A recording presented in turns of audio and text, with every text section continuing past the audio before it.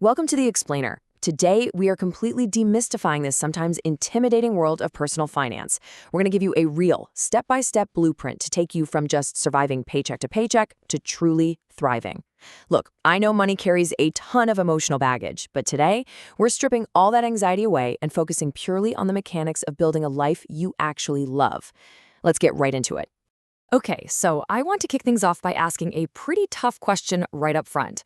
Are you living your life based on what society expects of you, or are you chasing your own internal fulfillment? Seriously, so many of us are just exhausted, literally drained, because we're climbing this invisible ladder of success only to realize it's leaning against the entirely wrong wall. Well, we're going to fix that today.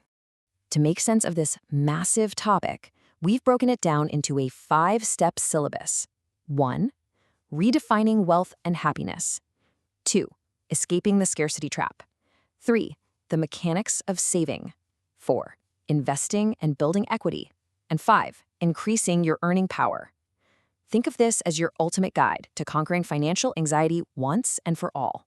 All right, starting right off with Section 1, Redefining Wealth and Happiness.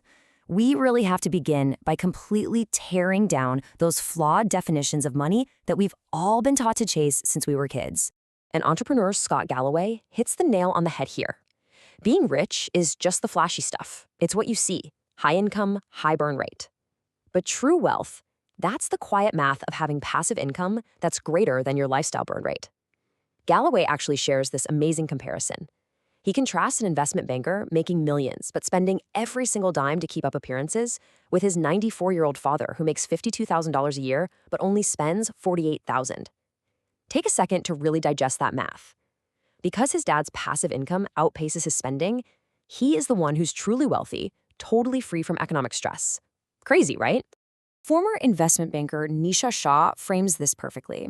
She contrasts that exhausting pursuit of financial success, which is really just society's definition of happiness, with getting crystal clear on your own intrinsic why, your financial happiness. Financial success is, buying the fancy car or the big house just because society tells you it's the next logical step.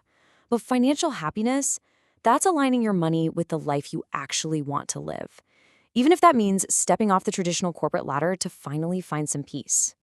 Moving into Section 2, Escaping the Scarcity Trap. Look, before we can even touch the math, we've got to tackle the deep emotional weight and the shame that surrounds money.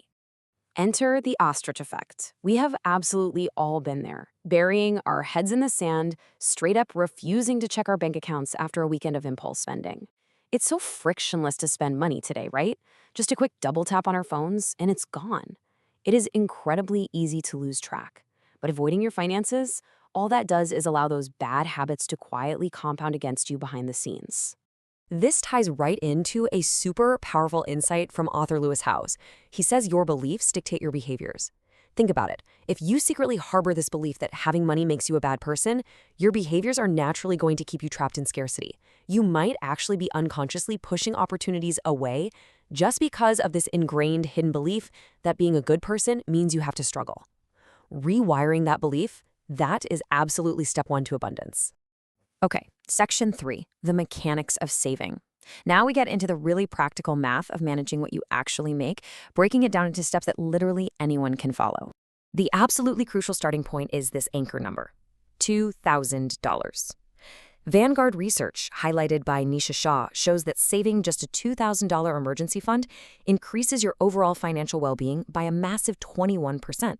Just hitting this one single milestone is enough to shift your brain entirely out of survival mode. It drastically cuts down that low-level background anxiety that usually drives those poor financial decisions. So once you've got that $2,000 cushion, how should you actually spend your paycheck? Nisha Shah gives us this really incredible, much less restrictive framework for your take-home pay. It's 65% for your must-haves or fundamentals, 25% for fun, and 10% strictly for the future you. I mean, notice that there is a whole 25% dedicated entirely to fun. Budgeting shouldn't be about complete restriction, it's just about intentionality. Now, to protect that 10% future bucket, you need to create some friction. Ask yourself these rapid-fire questions. Do I need it? Can I live with less of it? And can I get the exact same thing for cheaper? The next time you're staring at some targeted Instagram ad or hovering over that dangerous buy now button, just pause. ask yourself those 3 questions. Usually, this tiny little mental speed bump is all it takes to realize, oh wait, I'm just buying this for the dopamine hit, not because I actually need it. Now, when it comes to debt, I want you to burn the number 8% into your brain. Here's the math. If your debt's interest rate is over 8%, which is unfortunately most credit cards, pay it off immediately. Why? Because the stock market historically returns about 8 to 10%. But if your interest rate is under 8%, well, mathematically speaking, you are actually better off investing your extra cash. Which brings us right to section 4, investing and building equity. Let's look at how we actually take those savings and transform them into real long-term freedom. Entrepreneur Jaspreet Singh has this wealth formula that breaks down exactly what wealthy people do differently. It's simple. 1, calculate income. 2, subtract expenses. And 3, put that remaining margin straight into investments and savings. They ruthlessly manage expenses to carve out a margin, and then they put that margin to work. You see, you can't just save your way to true wealth. Inflation is just going to eat your cash alive. You have to own equity. Whether that's an S&P 500 index fund, real estate, or a business, your money has to compound over time. And doing this requires a massive shift in perspective. Think about it. Spending 3 hours on hold with customer service just to save a $10 fee, that is a terrible use of your time.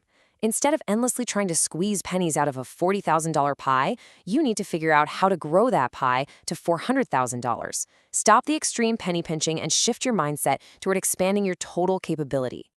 And that perfectly tees up section 5, increasing your earning power. This is where we unlock the infinite upside of your potential. Saving money is inherently limited because it has a hard ceiling. You can only cut so many costs before you hit rock bottom. But earning income, that potential is completely uncapped as long as you focus on value creation. Money is literally just an exchange of value. The bigger and more valuable the problems you can solve for other people or companies, the more your income is going to naturally reflect that.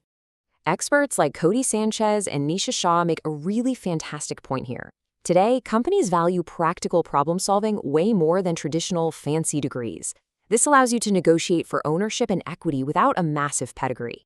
You don't necessarily have to go out and start a super risky ground-up business to be an entrepreneur. Identify what you're naturally skilled at. Find a local small business, solve a pain point for them, help them grow revenue or cut costs with your skills, and then, here's the absolute kicker, negotiate a piece of that upside. Ask for a percentage of the new growth you generate. And finally, as you apply all these strategies, you need to embrace Mujo. This is the inevitability of change. As the legendary investor Howard Marks reminds us, the turning of the wheel is a constant. Markets are going to rise, they're going to fall, and the economy will always wildly fluctuate. But truly accepting this inevitability, that's what allows you to adapt your personal systems to weather absolutely any storm. Consistency and a long-term mindset are your true anchors here. So, knowing that nothing changes if nothing changes, what is the single, small micro-habit you are going to change today to adapt your financial future? Seriously, what's that one step you're going to take right now to stop surviving and start building true wealth? Are you going to set up an automatic $50 transfer to a savings account today? Are you going to finally audit those monthly subscriptions? Pick one thing right now and step firmly into the driver's seat of your financial happiness.